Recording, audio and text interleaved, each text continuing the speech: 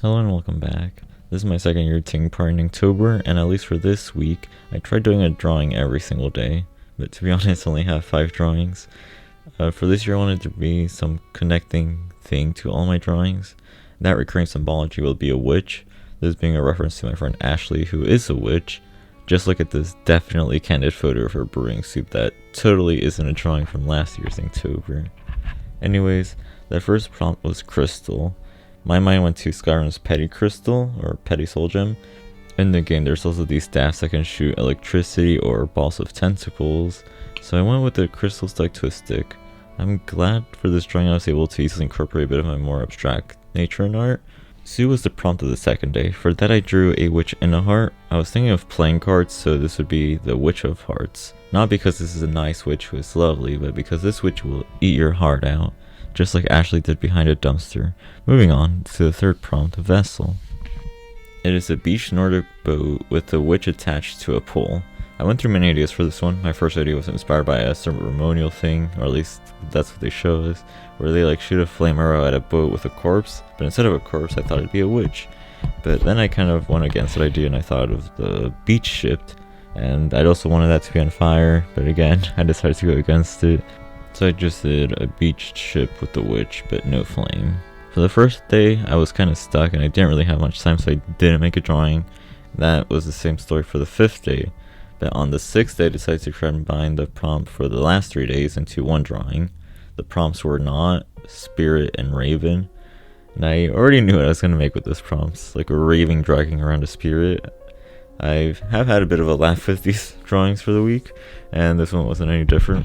The raven also reminds me of the bird from the Holy Roman Empire. I'm not really sure why they don't even look like, but it reminds me of that. For the last drawing, I had more time to work on it. With the prompt being fan, I didn't really know what I was going to do or make it at all witch related, but I found a way. So, witches live in swamps, and swamps being places that are very wet and full of plants and animals. And to get around, you have to use a boat. But you could also use a hoverboat, and how do those boats move? With a big fan. I didn't actually draw a hoverboat though. I drew Ashley, a witch, sitting on a log with a fan at the very end, and since the swamp did inspire this, I did decide to add a background to it all, again because I had enough time. And while working on this drawing, I was listening to a video by Eudoxia Mysteries. I don't really know how to pronounce her name. It talks about weird stuff that's gone on the internet, and it's a bunch of short stories. And while not all of them were new to me, like Sad Satan, it was still nice listening to while drawing. I'll leave a link for it in the description. It also kind of changed how I saw this drawing, since the witch kind of looks childlike, and well, I think going off of that you can kind of tell what would be in that video. I'm feeling good after this first week. I really like how I started and ended it. At the same time, I am working on other things. I recorded a watercolor painting and I plan on recording another one and possibly combining those two for a video. I don't know when I post it, but I'm hoping for next month, if not earlier.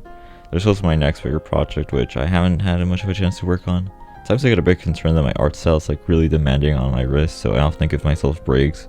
And I also kind of give myself breaks in order to think. I don't work too long on a drawing, it's still over 10 hours at times, but it does take a long time to make art in a way from all the thinking and kind of preparation I have to do. But that's all I've been working on in terms of art. Next year I'd like to do a bit more of acrylics, but time will tell if that's the case. There's this idea I've been toying with about making real life objects look like an abstract painting.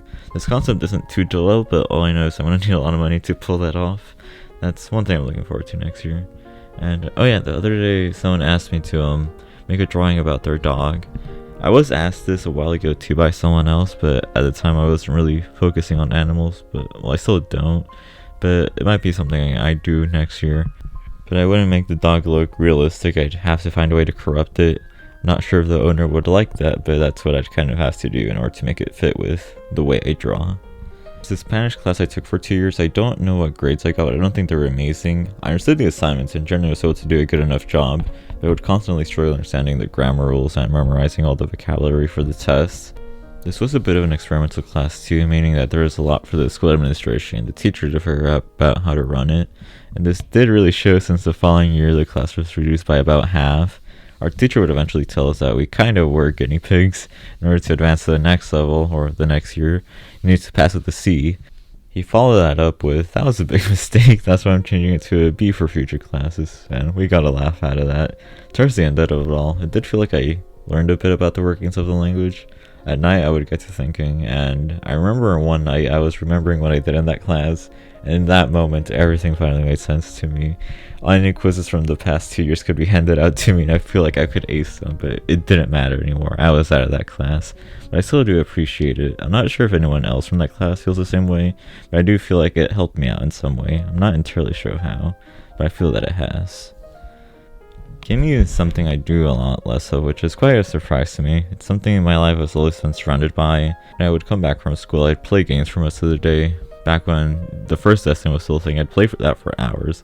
I'd grind the Crucible since I felt I was quite good, but of course, every time I tried doing Trials of Osiris with my team, we'd pretty much be guaranteed to fail. I think the closest we got was 5 wins, but of course we ended up losing.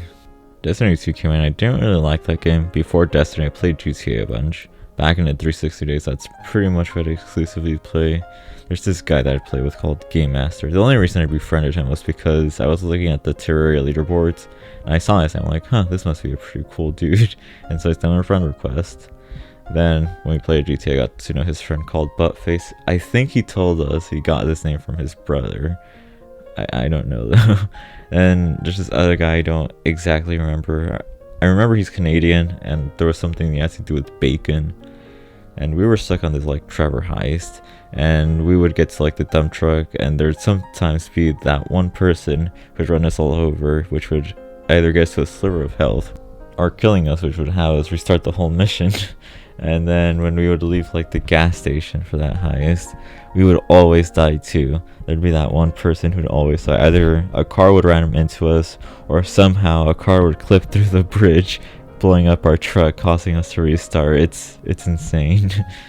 That's gonna be all for this week. If you liked the video, consider leaving a like or subscribing. And if you want to say something, leave a comment.